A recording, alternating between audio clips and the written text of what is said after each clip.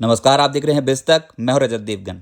आज भी शेयर बाजार में गिरावट के साथ कामकाज हुआ। बाजार दे रहा है झटके पे झटके और निवेशक हो गए हैं परेशान, अपने आप को फंसा हुआ महसूस कर रहे हैं। अंतर्राष्ट्रीय संकेत ढीले थे। अमेरिकन मार्केट्स लगातार तीसरे ट्रेडिंग सेशन कमजोर बंद हुए थे। वहां पर जॉब रिपोर्ट बिगड़ी हुई थी।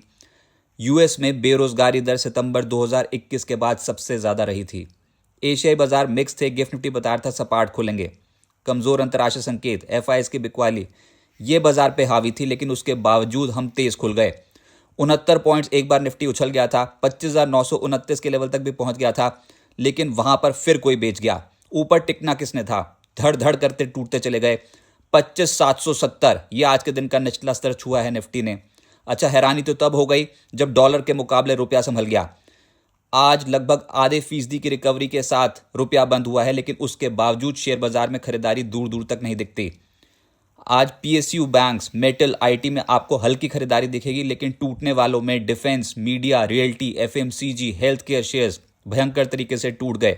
एनएससी पर हर एक चढ़ने वाले शेयर्स के सामने दो शेयर्स गिर गए। निफ्टी पे आज ओपन हुए 25,902 के लेवल पे। आज के दिन का हाई लगाया 25,929, लेकिन टिकना बहुत मुश्किल है हायर लेवल्स पे। वहां से टूटे तो 25,770 का लो लगाया। क्लोजिंग आई है 25,818 के लेवल की। बचा लिया क्लोजिंग बेसिस पे 25,800 का लेवल, लेकिन 41 points Nifty close to close गवाकर बंद हुआ है। निफ्टी बैंक 107 अंक ढीला होकर 58,926 के लेवल पे हुआ है बंद, और सेंसेक्स 120 अंक खोकर 84,559 के लेवल पे हुआ है बंद। एडवांसेस निफ्टी के 24 चढ़ने वाले, 26 गिरने वाले, पिक्चर बटी बटी थी। लेकिन अगर आप एनएससी पे देखोगे तो 1,054 शेयर्स चढ़े हैं, उसके मुकाबले 2,083 शेयर्स टूटे हैं, यानी हर एक चढ़ने वाले के सामने दो शेयर्स गिरे हैं। निफ्टी गेनर्स में आज श्रीराम फाइनेंस सुबह ही एक्टिव हो गया था, 2% ऊपर बंद हुआ। स्टेट बैंक ऑफ इंडिया 1.5% से ज़्यादा चढ़ा है। हिंडाल्को, आयशर मोटर्स और टाटा कंज्यूमर, ये कुछ ऐसे स्टॉक्स थे जहां पर 1% से लगभग 1.25% के आसपास के रिटर्न्स आए। लेकिन गिरने वालों में मैक्स हेल्थ 0.4% नीचे चला गया। अपोलो हॉस्पिटल भी 2% नीचे चला गया, यानी कि हॉस्पिटल, हेल्थ केयर शेयर्स में आज भयंकर बिकवाली देखने को मिली। Trend, Bajaj Auto, HDFC Life 1.5% के आसपास टूटे हैं। एफएनओ गेनर्स में आज आपको सरकारी बैंक्स का दबदबा नजर आएगा, जिसमें कैनरा बैंक 2% ऊपर, पीएनबी 2% ऊपर और बैंक ऑफ इंडिया भी 2% ऊपर रहे। फिर हिंद जिंक और श्रीराम फाइनेंस भी करीब करीब इतना ही चढ़ गए। एफएनओ लूजर्स में मैक्स हेल्थ निफ्टी का ही टॉप लूजर बना। पॉलीकैप भी आज 4% नीचे चला गया। कोलगेट 3.25% नीचे। अंबर एंटरप्राइजेज और कैम्स जैसे शेयर्स 2.5% से 3% नीचे बंद हुए हैं। मिड कैप गेनर्स में रीसेंट लिस्टिंग वाली कंपनी मीशो, गजब कर दिया इसने। जब से लिस्ट हुई है तब से लेकर अब तक लगभग दोगुना रिटर्न दे चुकी है। 20% आज अपर सर्किट पे मीशो, और मार्केट कैप 97,000 करोड़ रुपए के पार पहुंच गई। एक्वस एक और रीसेंट लिस्टिंग जिसमें 13.5% का उछाल था आज। इंडिया सीमेंट 8% ऊपर। दिलीप बिल्डकॉन 6.5% चढ़ गया। पटेल इंजीनियरिंग, आईजीएल जैसे स्टॉक्स 5% से 6% ऊपर रहे। टीडी पावर सिस्टम्स और किर्लोस्कर इंजन्स 4% के करीब चढ़ते हुए नजर आए। मिड कैप लूजर्स में एक्सो इंडिया 13.5% क्रैश, क्योंकि यहां पर एक ब्लॉक डील हुई जिसका एक इंपैक्ट पड़ा। शक्ति पंप 9% नीचे रहा। हाल फिलहाल में बहुत अच्छे रिटर्न दिए थे, लेकिन आज ऊपरी स्तरों पर हो गया प्रॉफिट लॉक।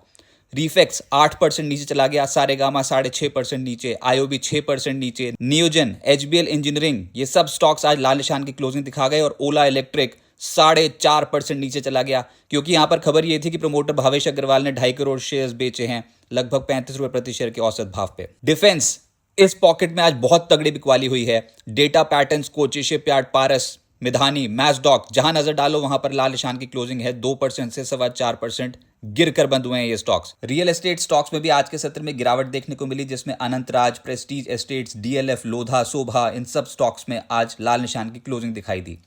एफएमसीजी स्टॉक्स कल चढ़े थे, आज गिर गए। कोलगेट 3.5% नीचे। Radico, United Spirits, Varun Beverages और इमामी, इन सब स्टॉक्स में आज गिरावट देखने को मिली। हेल्थ केयर स्पेस में पिटे हैं मैक्स हेल्थ जैसे स्टॉक्स और अपोलो हॉस्पिटल जैसे स्टॉक्स, निफ्टी के टॉप लूजर्स। फिर इप्का लैब्स 2.25% नीचे। ग्लेनमार्क भी आज गिर गया, लेकिन चढ़ने वालों में ऑरबिंदो फार्मा और ल्यूपिन, यानी पिक्चर थोड़ी बटी बटी थी। सरकारी बैंक्स आज तेज हो गए। शुरुआती टिक्स ही पॉजिटिव बढ़ गए। Canara bank, bank of India, PNB, SBI, bank of Baroda 1.5% से 2% की छलांग लगा गए गिरते बाजार में। आईटी स्टॉक्स में कुछ ज्यादा बताने लायक नहीं है, लेकिन विप्रो, इन्फोसिस, टीसीएस की क्लोजिंग हरे निशान की थी। बाजार को संभालने का काम इन्फोसिस और टीसीएस कर रहे थे। मेटल्स में आज एपीएल अपोलो 0.2% ऊपर, हिंजिंग 0.2% ऊपर, हिंडाल्को, नाल्को, इन स्टॉक्स में हल्की स्ट्रेंथ देखने को मिली। आज बाजार में जो रीसेंट लिस्टिंग थी उसमें पाक मेडी वर्ल्ड की लिस्टिंग खराब हो गई, 8.5% नीचे आ गया अपने डेब्यू पे। नेफ्रोकेयर हेल्थ सर्विसेज आज लगभग 3% ऊपर बंद हुआ है। केएसएच इंटरनेशनल का आईपीओ कल बंद हो जाएगा, अब तक 0.27 टाइम सब्सक्राइब हो चुका है। प्राइस बैंड 365 से 384 रुपये प्रति शेयर का रखा गया है। इशू साइज है 710 करोड़ रुपए, जिसमें 420 करोड़ रुपए का है फ्रेश इशू, बाकी का है ओएफएस।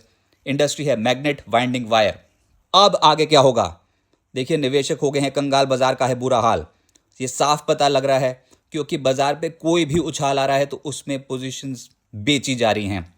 आज तो हद तब हो गई जब रुपए की रिकवरी के बावजूद बाजार में खरीदारी नहीं हुई।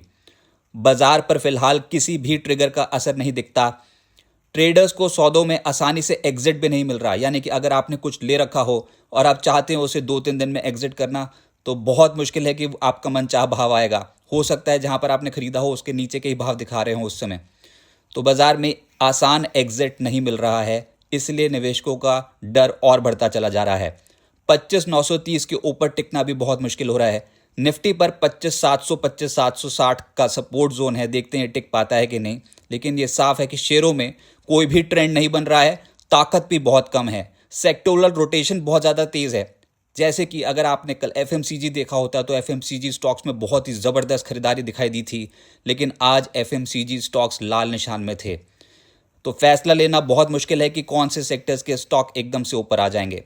कल सेंसेक्स की वीकली एक्सपायरी है। कल यूएस में नवंबर सीपीआई महंगाई के आंकड़े भी आने हैं और बाजार बिखरा हुआ है। निफ्टी के सपोर्ट लेवल्स 25,760, 25,680 है, कोई भी बदलाव नहीं किया गया। और आज भी आप देखिए, अपने पहले सपोर्ट जोन से ही वापसी कर ली थी बाजार ने। निफ्टी के रेजिस्टेंस लेवल 25,920 और 26,000 के हैं, और आज आप ये देखिए कि पहले ही रेजिस्टेंस जोन से बाजार टकराकर वापस आ गया था। तो बाजार बिल्कुल सीमित दायरे में जमकर बैठ गया है, ऐसा लग रहा है। लेकिन बाजार में कई शेयर्स ऐसे हैं जिनके दाम ऐसे आ गए हैं जिनको देखकर मुंह में पानी आ रहा है। लेकिन ये बाजार बिना इंस्टीट्यूशंस की खरीदारी के सपोर्ट के कुछ भी नहीं, और इस समय इंस्टीट्यूशंस बाजार पर दाव नहीं लगा रहे हैं। देखते हैं कि क्या साल अंत होते होते बाजार के हालात बदलते हैं कि नहीं। तब तक धैर्य रखें। रिटेल निवेशकों के लिए ऐसे समय में जल्दबाजी से बेहतर है समझदारी से कदम बढ़ाना। मजबूत फंडामेंटल वाले शेयरों पर नजर रखें और उतार चढ़ाव को अवसर की तरह देखें। लंबी अवधि का नजरिया और नियमित निवेश ही आखिरकार बेहतर परिणाम देगा।